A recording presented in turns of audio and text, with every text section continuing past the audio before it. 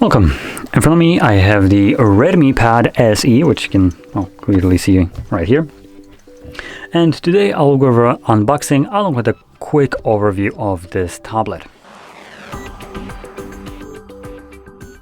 So without further ado, let's just get straight in. We have the stickers right here, so just cut through them. There we go.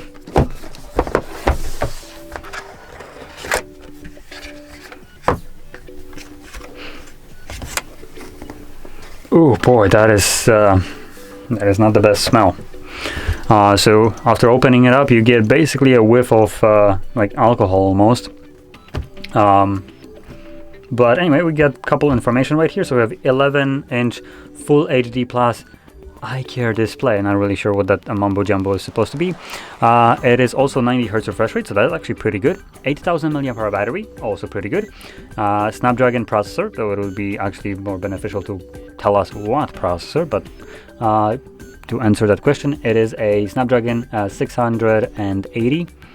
Then we have quad speakers with Dolby Atmos, and that never actually turns out too good, and a stylish metal unibody design. Now that is an opinion, not really a spec, but whatever. Now under that we have paperwork, no charger, at least not here. Oh, there we go, there is a charger. So we have, if I can find it, let's try to find out. So this is a measly 10-watt charger, which you can kind of see. Okay, I'm not even going to bother trying to show that off, but it's a 10-watt charger. I guess you will have to take my word on that one. And it is a Type A to, come on, to Type C. So there we go. And that's about everything we get in the box. So let's get into the tablet itself.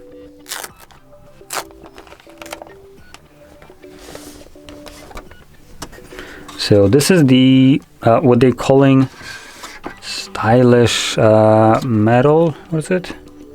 Yep, stylish metal unibody design.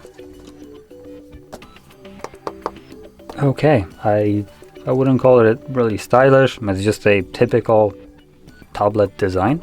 So to each their own, I guess. Now, let's start off with the display here, once it actually boots up a little bit so we can actually see something. So this is an 11-inch display, and the Full HD Plus resolution, to be exact, is a 1200 pixels by 1920. It is a 16 by 10 aspect ratio. It is also an LCD IPS display running at 90 Hz refresh rate with a typical brightness of 400 nits. Boasting 81% screen to body ratio with roughly 200 pixels per inch.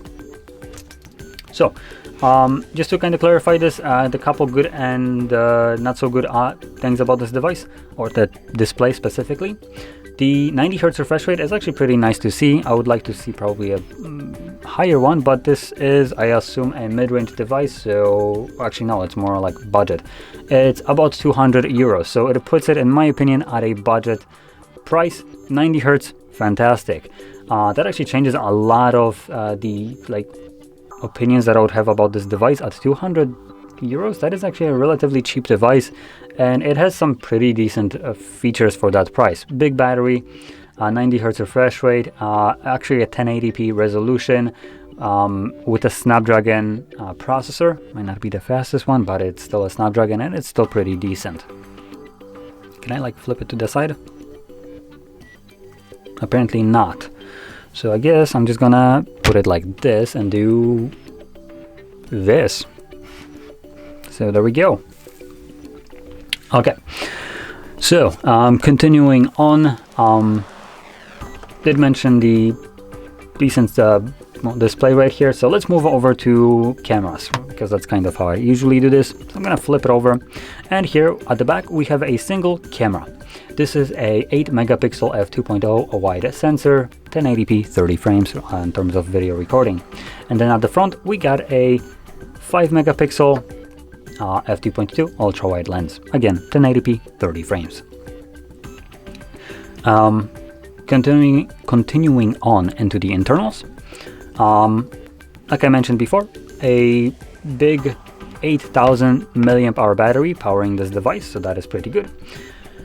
Also, it's running with a Snapdragon 680 4G, so that's also pretty decent. It has a couple different versions in terms of RAM.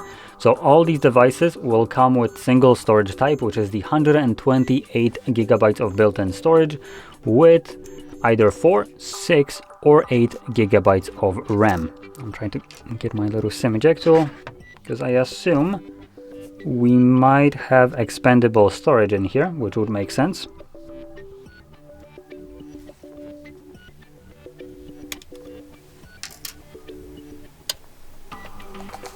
Come on. There we go. And yes, that's the only thing we have expandable right here, which is storage. So even if you obviously need more than 128 gigs of storage, you can pop in an SD card and expand it probably up to like a terabyte. So pretty good. Okay. Now, anything else that I didn't mention? Trying to look at the spec sheet. Looks like, honestly, that's about it. So just to kind of go over this device, pros and cons. The display right here is actually a pretty decent display, considering the price. It's obviously not gonna win with some flagship devices like Samsung's or other ones. Those are using AMOLED display, which will be significantly better, running a higher refresh rate and all that stuff. But in terms of a $200 device, pretty good. A 90 Hz refresh rate, 1080p, that is good specs. Snapdragon processor, I do prefer that over the not Exynos, the what you call it, the thing it's, oh boy, I just went completely blank-minded there. I don't remember what it is at the moment, at the end of the tongue, whatever.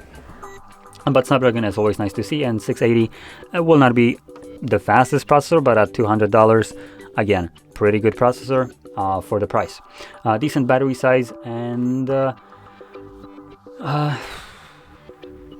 in terms of storage, I would probably like to see a little bit more. Build quality is subjective, so if you like it, that's great. If you don't, obviously, the little message of stylish metal unibody design is subjective, so that's up to a person if they like it or not. If you do, that's great. Now, a couple things also to mention. We do have a headphone jack at the bottom, so if you still use wired headsets, headphones, or anything like that, you can plug it in, no problem here. Type-C charging port, again, that's pretty good. Sometimes devices at even this price range still come with micro USB, so that's another positive. And honestly, at this price, I don't really have many things negative to say about this device. It just kind of checks all the boxes that we'd expect at this price range. So I would say pretty decent device, all in all. So, with that being said, if you found this video helpful, don't forget to hit like, subscribe, and thanks for watching.